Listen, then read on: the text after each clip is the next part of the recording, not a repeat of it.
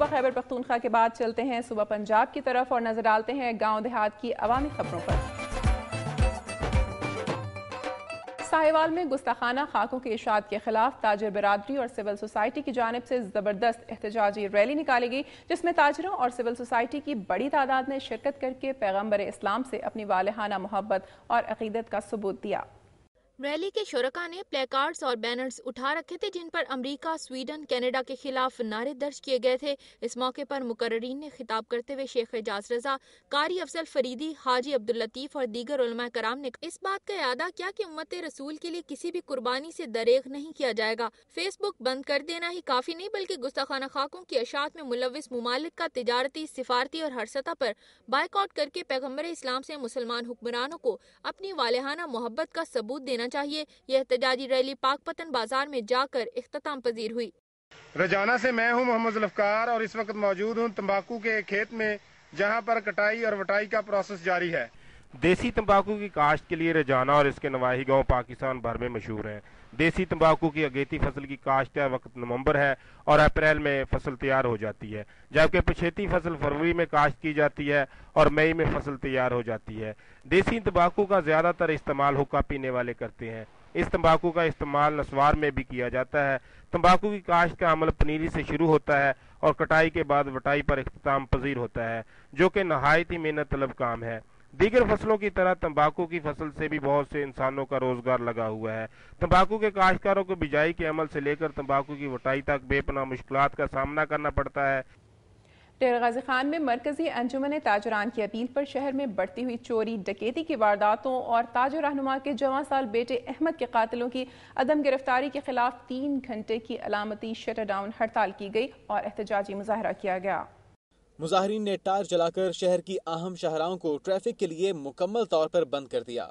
تاجر رہنماؤں شیخ مراج الدین، عثمان فاروق، سیف اللہ جسکانی اور دیگر نے چیف جسٹس سپریم کورٹ اور وزیر اعلیٰ پنجاب میاں شہباز شریف سے مطالبہ کرتے ہوئے کہا کہ احمد سیف کے قاتلوں کو گرفتار کرا کے انصاف کے کٹہرے میں لا کر اپنا کردار ادا کریں۔ اس موقع پر تاجروں نے مشترکہ قرارداد منظور کرتے ہوئے ڈی پی او ڈیرہ غازی خان کو شہر میں امن و امان کی فضا قائم رکھنے میں ناکام ہونے پر فوری طور پر تبدیل کرنے کا مطالبہ کیا۔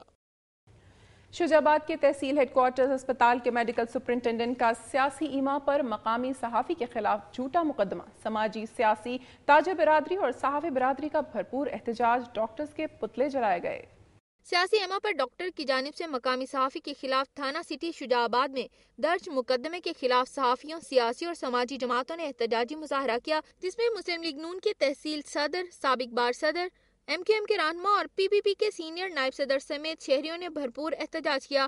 تفصیلات کے مطابق ٹی ایچ کیو کے ڈاکٹر کی جانب سے رپورٹ جاری کرنے کے لیے رشوت طلب کرنے پر صحافیوں نے استفسار کیا، جس پر ڈاکٹر نے مقامی صحافی کے خلاف مقدمہ درج کرا دیا، جس پر صحافیوں اور سماجی حلقوں نے تھانہ صدر چوک پر ٹریفک بلاک کر دی۔ مقررین نے اپنے خطاب میں کہا کہ ڈاکٹرز اور پولیس سیاستدانوں کے اعلی کار بن کر لوٹ مار کر رہے ہیں۔ لوٹ مار اور کرپشن بے نقاب کرنے کے لیے صحافیوں اور سول سوسائٹی نے تحریک شروع کر دی ہے، جو ایم ایس اور متعلقہ ڈاکٹر کی معطلی اور مقدمے کے اخراج تک جاری رہے گی۔ ناظرین، حکومت کی جانب سے کاشتکاروں کی سہولت کے لیے قائم کیے گئے گندم کے خریداری مراکز پر کاشتکاروں کا استحصال کیا جا رہا ہے، جبکہ بعض سر افراد عملے کی ملی بھگت سے مستفید ہو رہے ہیں، جس کے باعث کاشتکار اونے پونے داموں گندم بیوپاریوں کو فروخت کرنے پر مجبور ہیں۔ دیکھتے ہیں اس شریف سے ضیاء الحق شہزاد کی یہ رپورٹ۔ حکومت کی جانب سے گندم کے دانہ دانہ کی خریداری کو کاشتکار طبقہ کی جانب سے خوش آئند قرار دیا گیا، مگر فوڈ سینٹر پر آنے کے بعد سخت حکومتی پالیسی اور گندم خریداری کا ہدف کم ہونے کے باعث حقیقت واضح ہو گئی کہ ان مراکز پر سوائے ذلت و رسوائی کے کچھ نہیں۔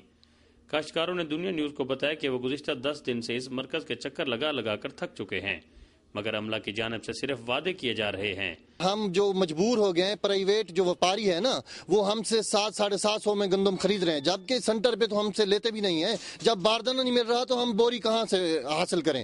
انہوں نے کہا کہ ایسا لگتا ہے کہ حکومت نے ایسی پالیسی مرتب کی ہے کہ نہ تو کاشتکاروں کو نہ کی جائے اور نہ ہی گندم خرید کی جائے۔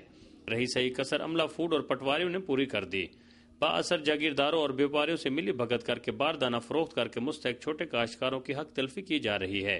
سرکاری باردانہ کی وافر مقدار اس وقت مارکیٹ میں بیوپاریوں کے گوداموں میں موجود ہے، جو 780 سے 820 روپے تک گندم پریشان حال کاشتکاروں سے اونے پونے داموں خرید کر رہے ہیں۔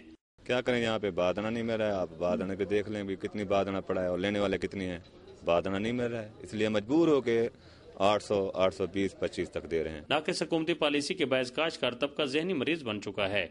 ज़राए के मुताबिक हकीकत यह है कि पंजाब हुकूमत ने माली बहरान और पहले ही वाफिर मिकदार में गंदम का ज़ख़ीरा मौजूद होने के बायस हदफ कम करके गंदम की खरीदारी से हाथ खींच लिए हैं। काश्तकारों की सहूलत के लिए बनाए गए मराकज़ खरीदारी गंदम इस तबका के लिए जहमत बन चुके हैं, जबकि बाअसर जागीरदार और व्यापारी इन मराकज़ से मुस्तफ़ीद हो रहे हैं। कैमरामैन एहतशाम उल हक के साथ जौलक शहजाद, दुनिया न्यूज़, उच्च शरीफ।